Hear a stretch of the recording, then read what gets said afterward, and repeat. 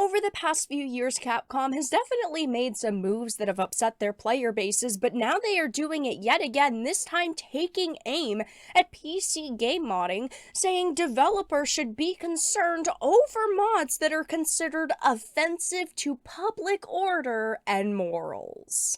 I have a few different things that I want to show off, but before we get into the topic, if you enjoy the content I create, check out the links in the description, follow me on social media, and consider supporting through Patreon or via YouTube memberships.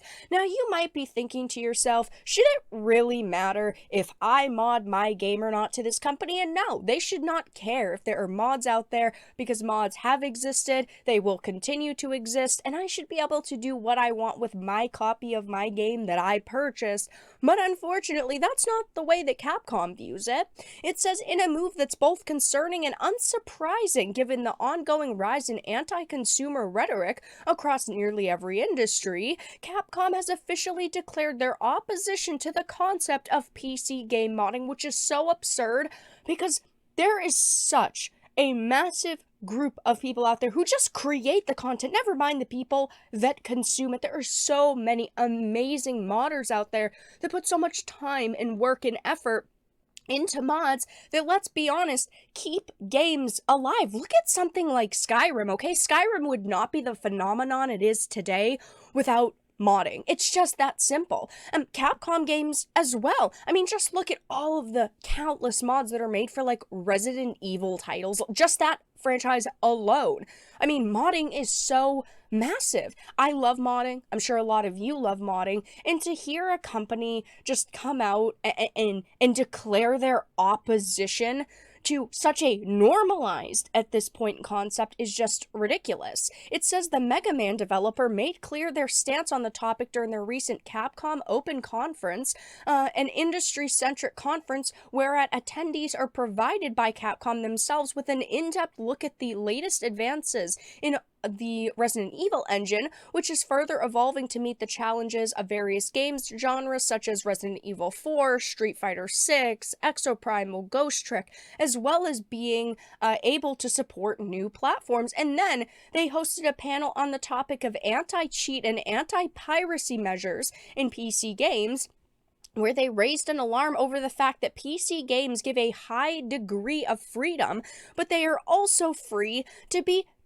tampered with. Now, of course, there are individuals out there who do not mod their games, and that is perfectly fine. You might feel uncomfortable with it. You might not, fully understand modding. And while there are a lot of resources online, and there is, some to be worried about, because yes, ultimately it is downloading something to your system and altering your game, modding has been around for so many years, and modding is such a good experience when you find those mods that really give you that extra boost of freedom and those extra features that you want in a game. And this is not something that I think companies should be coming out attacking, especially a company like Capcom, where, let's be honest, their games are releasing buggy and broken and with issues. I mean, look at, Resident Evil 4 alone, there was some censorship in it. And while we're not talking about the whole entire game being completely altered and toned down, there are still things that I would like in the game that I would mod in. Like, I could mod in panty shots, I could mod in, a slightly skimpier outfit for, Ada or Ashley, and that's my copy of the game. I'm not bothering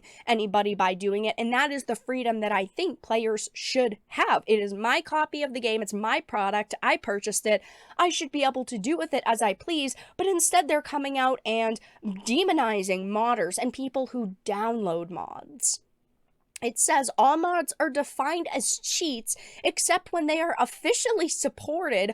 What modders are doing internally is no different than cheating, which is so incorrect. It blows my mind, because when I am downloading a mod for something like Resident Evil 4, it is for my copy of the game in a single player title. We are not talking here about, like, aim hacks or wall hacks. We're not talking about those. Those are in a very different category when it comes to, online titles and online matchmaking, but not in something like Resident Evil 4. And if you look at mods for something like Street Fighter 6, a lot of them are just costume mods. It says mods are popular with users because they allow them to add or change various features to an existing game.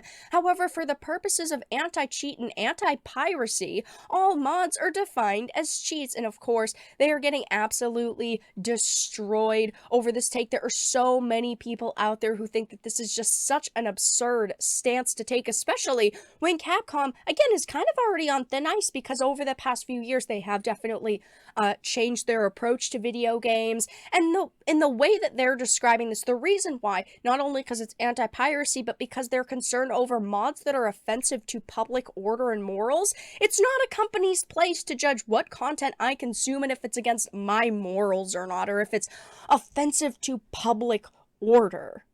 There is a Niche Gamer tweet about this that kind of went viral. It's got 330,000 views, but it does have a lot of interaction, and people are saying things like, that is a signal to mod even more. I completely agree. If you like mods, if you use mods, you should not feel guilty for that. I see they don't want money. Capcom should do what Ubisoft did and just make their games unplayable. Then they wouldn't have to worry about anyone cheating. Wait until Capcom finds out what people are doing to old console games. Capcom PC gaming is risky.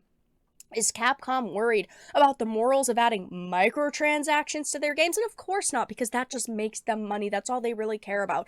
It probably bothers them that games are being modded so much because it's not like they're making money off of those mods. And at the end of the day, that's what they really care about. I mean, they have shoved so many microtransactions into their titles. They have gone egregious with the amount of microtransactions that are in their games now, but this is what they're worried about.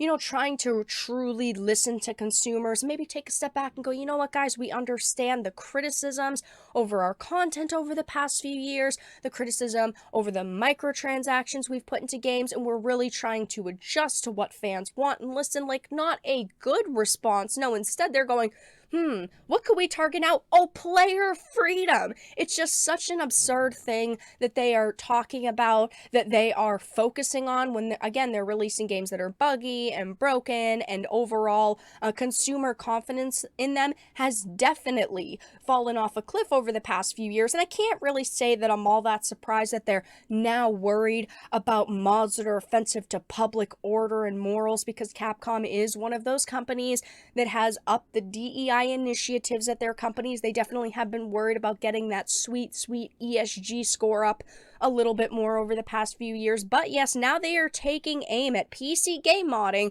saying developers should be concerned over it because it's the equivalent of cheating in their titles. But that's all that I really had to discuss in this video.